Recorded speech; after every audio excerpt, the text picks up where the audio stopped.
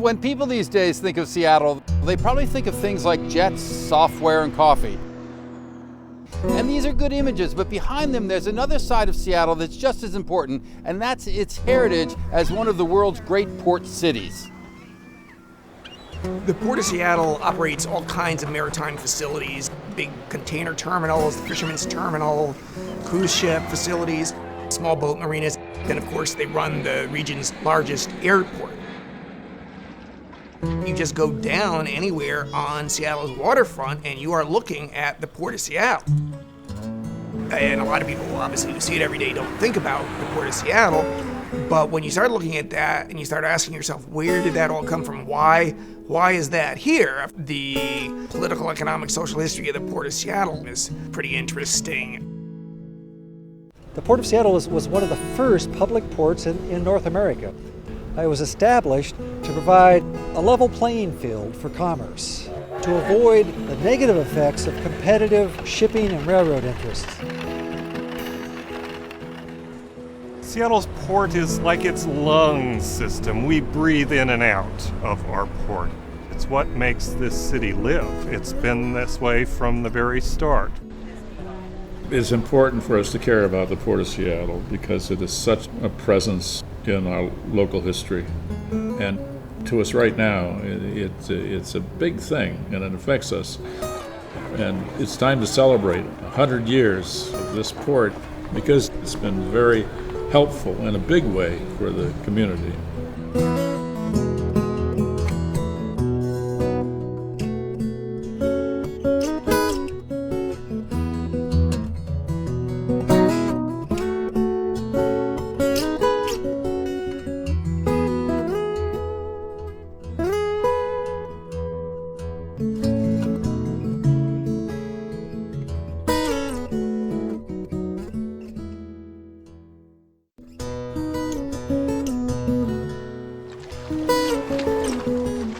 From the time its first settlers arrived, that was the Denny Party back in the early 1850s, Seattle was different than a lot of the new towns being settled in the American West.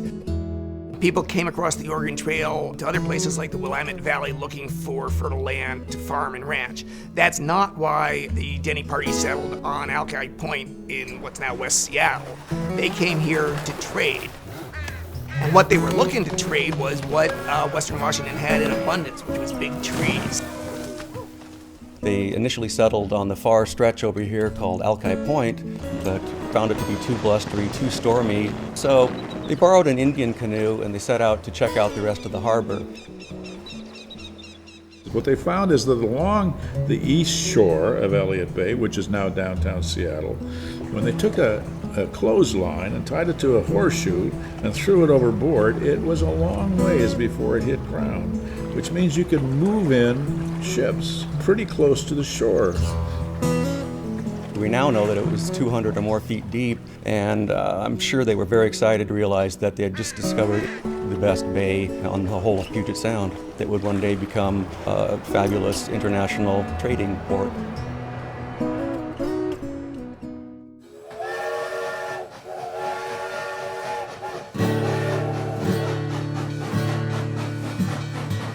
When Washington Territory was first developing, railroads were the key.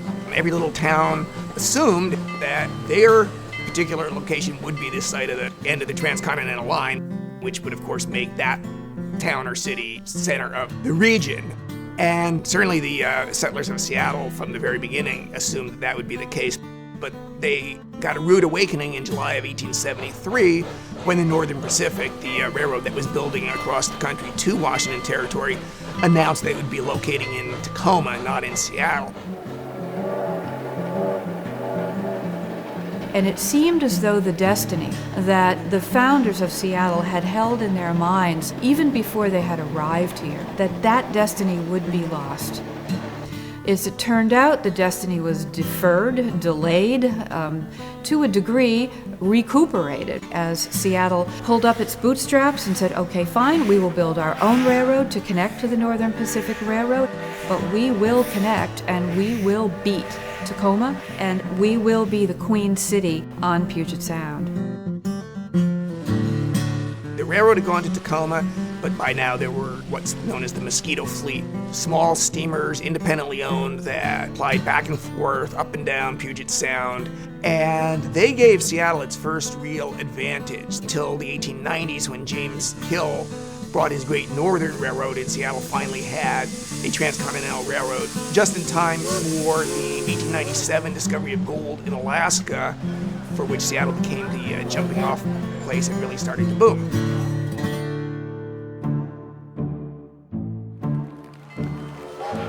When the railroads did finally arrive in Seattle, there was great joy here. But over the next few years, several more railroads arrived, and all of them wanted access to our waterfront. All of them wanted to be able to roll their trains right on up to the wharves, which they also wanted to own. And the result of all of that was that you had 3 or 4 railroads, each with competing lines, as many as 8 or 9 railroad tracks parallel to each other, crossing each other in some places, as railroad companies were charging each other fees to cross each other's lines, and it made just an unholy mess of the waterfront. And it just reached a point where neither man nor beast could safely walk down to the waterfront anymore. One of Seattle's civil engineers of the era, Virgil Bogue, completed a report in 1895 that examined the situation, and his conclusion was that it was a mess. With trains frequently passing, switching going on, and cars and trains standing on the various tracks, the present condition of the avenue is a blot on the city and menace to the lives of its people.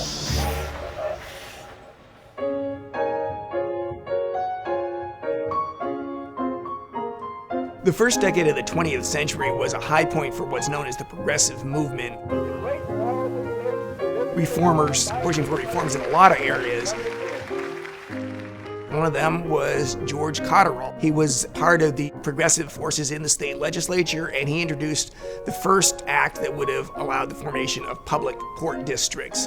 Not surprisingly, this led to bitter opposition from the railroads, dock owners, and the business establishment.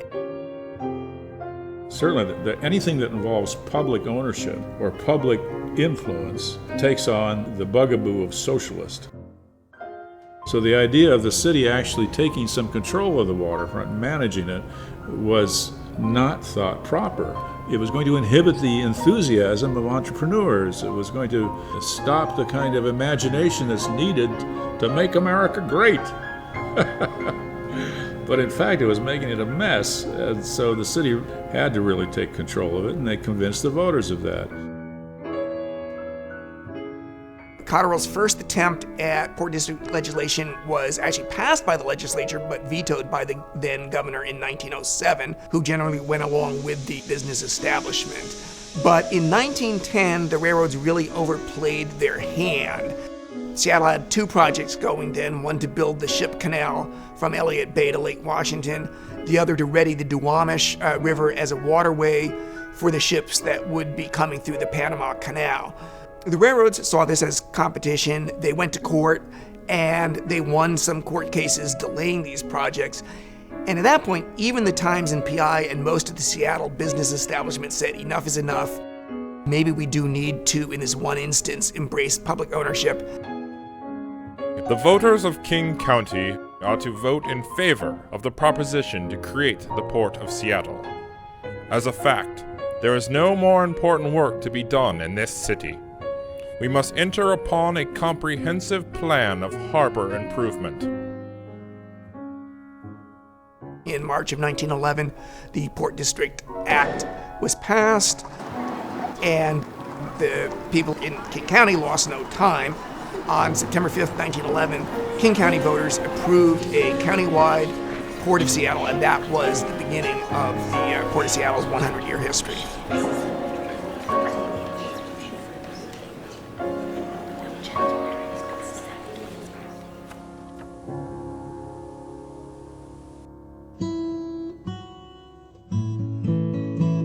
When the Port of Seattle was initially formed, the first trio of men who served as port commissioners were a very interesting bunch. One of them was Robert Bridges. He was a radical, hard-knuckled former coal miner, and throughout his entire career here, he was always very sympathetic to labor's needs and wants, and he served proudly for many years.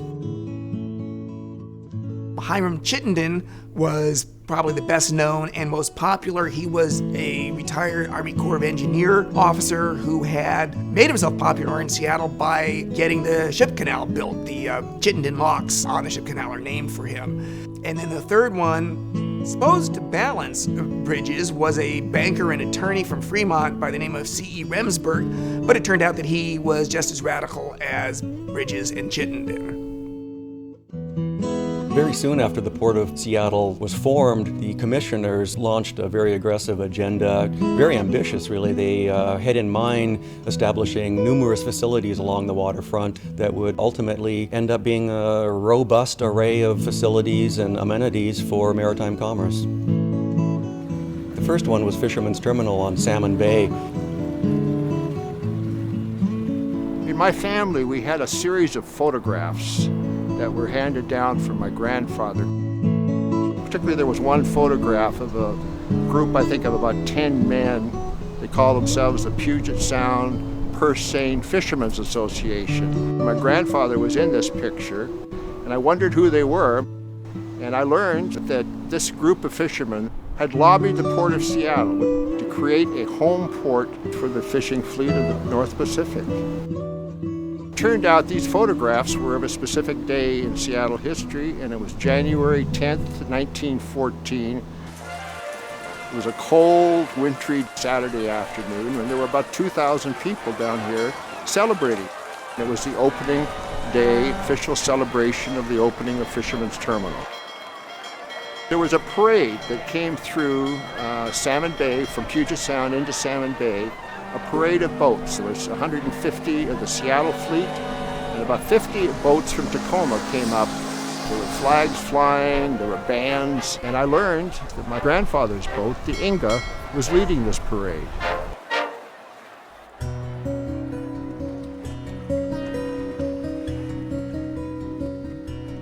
Fisherman's Terminal is a place that a community calls home.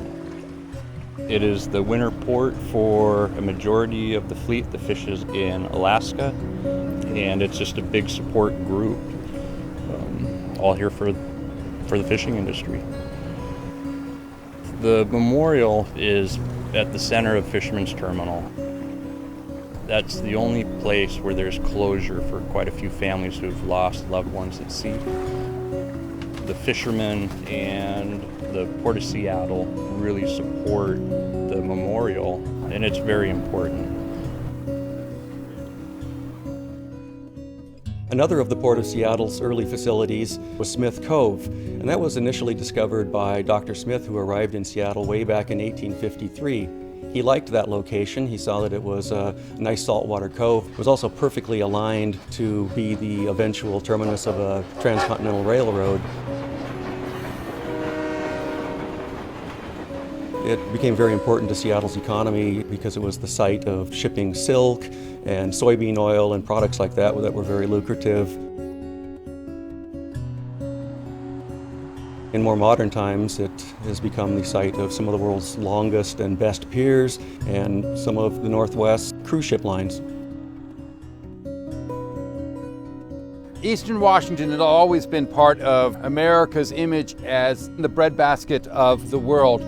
Prior to 1914, however, Eastern Washington grain was being barged the long route down the Columbia River into Portland. Well, the port, founded in 1911, 3 years later builds a grain terminal at Hanford Street, and suddenly the Eastern Washington grain starts coming over the mountains by rail to Seattle and shipped out from Seattle all around the Pacific Rim. In 1970, the Port of Seattle built a new grain terminal at the foot of Queen Anne Hill. In '79, that location became a point of enduring significance for us when the first cargo ship from mainland China since the Korean War docked here to pick up grain. One of our oldest trading partners had come back, and that relationship has continued and expanded ever since. They also built a cold storage facility. They actually built two. One for fruit for farmers in the area, and the other one for the fishermen. And the reason they did that is not because there weren't any. There were private cold storage facilities, but the price was too high for most fishermen. And they built the Bell Street Pier as a general purpose pier to serve the mosquito fleet They put their headquarters there, and on the roof of the headquarters they stuck a park. They called it Happy Land. It was supposed to be a place that kids could play while their parents shopped at Pike Place Market. But the name took on a new meaning when it turned out that a lot of sailors on leave with the dates they picked up on the streets were getting perhaps a little too happy up there, and they had to close the thing down after a few years.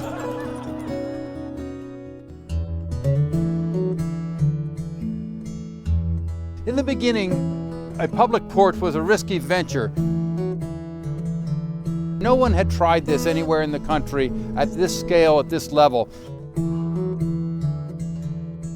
There are a lot of skeptics and critics. But after 10 years, people started to see our success. Silk from the Asian trades arriving in Seattle at Smith Cove became such a hot commodity that railroads built special locomotives and ran high-speed trains with armed guards to rush the silk across the nation from Seattle. Bill Boeing started the nation's first airmail service using a seaplane so he could rush ships' manifests down from Victoria to alert Seattle merchants about the cargoes heading this way. The attacks and controversy on the port didn't last much beyond the start of World War I, because the huge boost in trade on the Pacific that the war generated soon proved that the early commissioners were right in the facilities that they built. They were able to handle bigger ships and more quickly than other ports, and Seattle trade boomed. The experiment was a success. In 1918, Seattle was the second busiest port to New York City in all of the nation. So all over the nation, people followed our model, and our success was replicated around the country. This boom went on through the end of the 1920s, when, of course, we moved into the darkness of the Depression.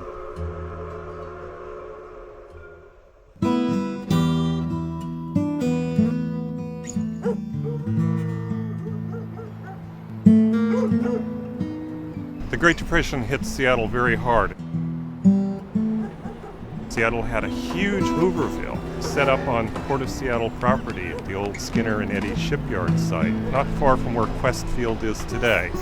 And throughout the 30s, upwards of 1,000 men in self-built shacks lived in what actually became a viable little community with a mayor and a council, but it was a mark of how desperate things had become in this city in the 1930s.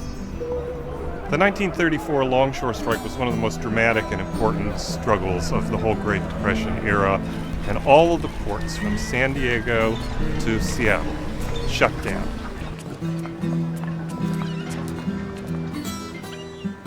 Smith Cove became the site for some of the more dramatic moments in the strike.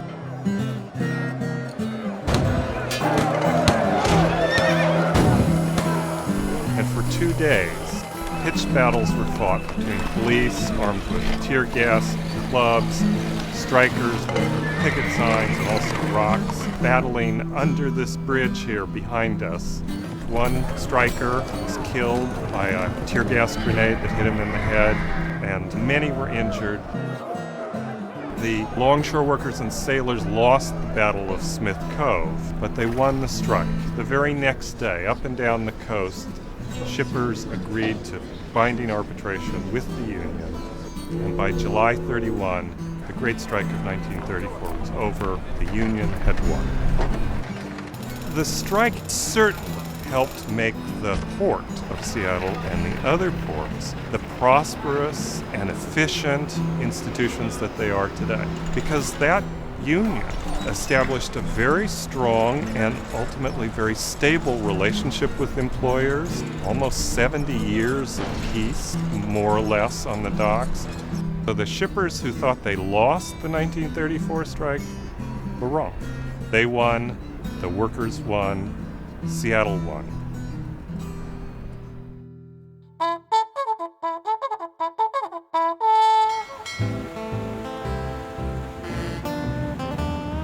As is so often the case, a war put an end to the economic hardships.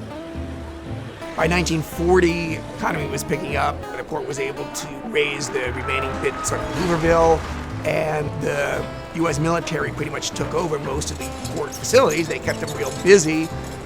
Soldiers embarked, war supplies went over the docks, and a great deal of shipbuilding going on all along the waterfront. 3 ships per day being churned out at the height of the war. Besides taking over the harbor, the military was commandeering all the airports in the region for military uses, and leaders wanted a new airport for civilian use. We've got to remember that before World War II, Boeing Field was Seattle's airport. And during the war, Boeing Field was extremely busy with the construction of the B-17s there. It became obvious that they needed a commercial airport real bad. And that's where the Port of Seattle jumped into action here and made all this happen. And I remember when they first moved out here, United and Western had little Quonset huts right down here. One of them heated by an old pot-bellied stove there in the middle of the room. They got to stoke it with coal. And then gradually they continued to build and finish this terminal, which was finished in '49. The opening day here at SeaTac, it was a huge gala event here. Everybody was out on the ramp and planes coming over, and the loudspeaker was announcing the ribbon cutting and all that stuff. Just a great festive occasion. From then on, there was no way but up. The air traffic kept booming and growing, and I, as a citizen, am very proud of the part that the Port of Seattle has played in this. They've aggressively pursued the airport here. When SeaTac Airport opened in 1949, air travel was still relatively new and exciting for most people, so they dressed to the nines when they traveled. SeaTac catered to this new generation of jet setters with elegant amenities, including jazz in the terminal's swanky dining room.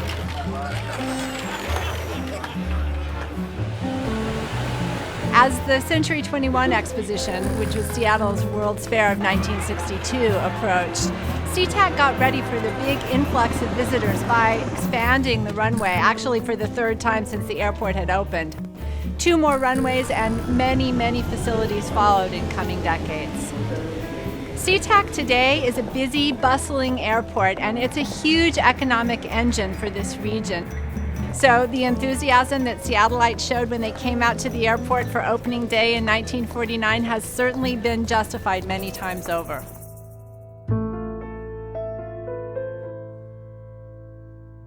SeaTac grew through the 50s. The seaport did not. It stagnated, and by the end of the decade, there were multiple studies. Seattle is in a bad way, trying to operate in 1959 as a sailing ship port. There was a documentary on TV called Lost Cargo. Everybody pretty much thought a new approach was needed. In the mid-1960s, when I joined the port, basically everything was break bulk, which was cartons of containers that were loaded individually on ships. When a vessel came into Seattle, longshoremen would go into the vessel and load those cartons on cargo boards and hoist them out 1 cargo board at a time. So a typical ship would be in for 6 or 7 days discharging, and following the discharge, it was 3 or 4 days sorting cargo before any cargo was picked up for delivery. So people looked for another way to handle this business. You couldn't handle the cargo as fast as you needed to, so people started to look for new ways to do that. People said, if we can take all those individual pieces, put them in one large box, move that one large box, then we're going to save a lot of time. So Alaska Steamship Line started to look at how to palletize and containerize. They were one of the first leaders in this area. It became apparent pretty quickly that this was a successful way, this was where the future was going with containers. Seattle took a lot of risks to begin with and started a massive investment program, probably more than $1 billion over the course of 20 years, developing facilities with docks that were strong enough to be able to put cranes on there that could lift these containers. We rapidly became the leader in container transportation on the entire West Coast. Containerization really started transforming the port into what we see today. It moved shipping away from the old gold rush docks, which the port then helped redevelop as an attractive urban waterfront. They even created a new version of the Happy Land on the roof of the Bell Street facility. Meanwhile, the airport kept expanding, cargo facilities kept expanding. The port built new marinas, and they built new cruise ship terminals. By the year 2000, the mid-20th century slump was a distant memory. I think if the voters of 1911, the ones who voted yes, could look at the port today and see what they'd set in motion, they'd be absolutely amazed.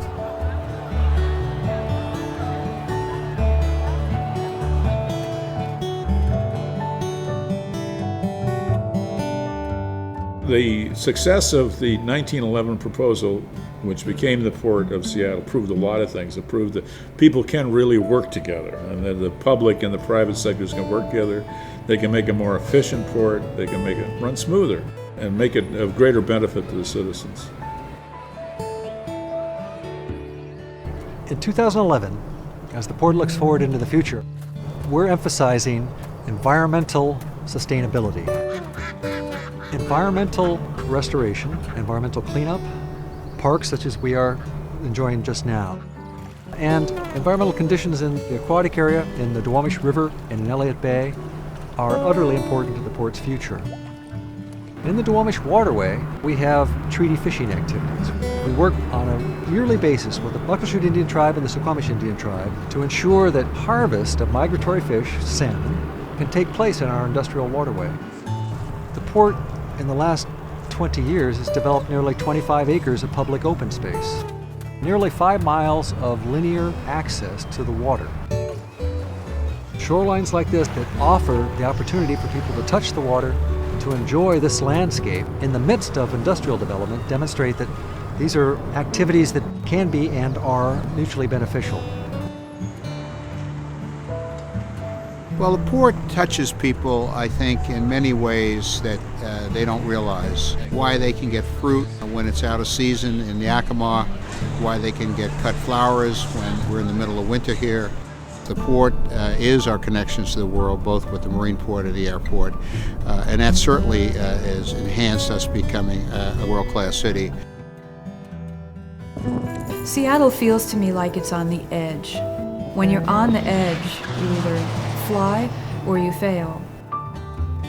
It's on the edge of the continent, it's on the edge of the land, it's on the edge of the 21st century, and there's a kind of edginess and a kind of excitement to this place as a maritime city that just looking at the harbor always brings tears to my eyes. It's a kind of magic that I never saw growing up in my little town, which had no exposure to that kind of highway that goes all over the world.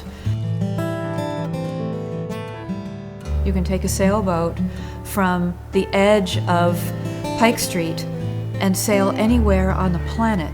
We're on the edge. That's what's exciting about being in a maritime city.